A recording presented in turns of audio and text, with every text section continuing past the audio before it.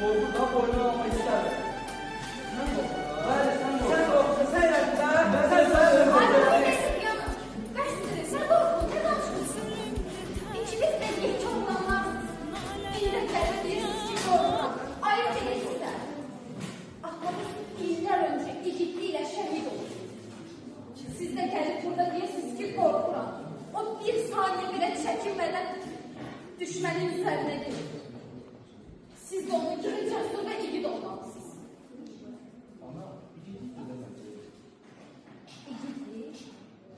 İgidliği o demekdir ki insan korksa bile öz yolundan dönmesin. Daima mübarizə aparsın, əvvəlində düz olsun. Bakın igidliği budur. Böyle sizin atanız da əsl igiddir.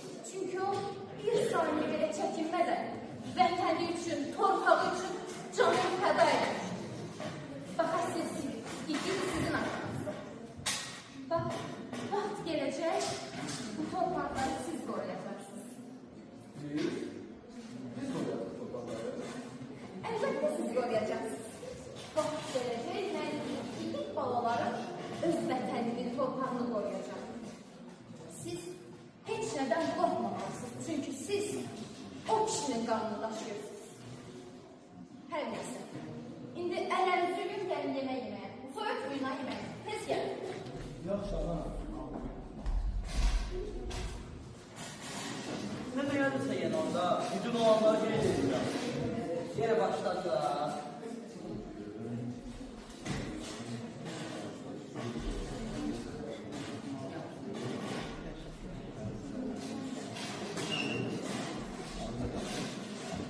Sana kadar bir gör.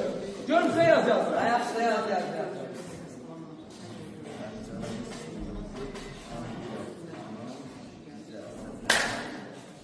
İmkan ver yaz yazlarını görsen.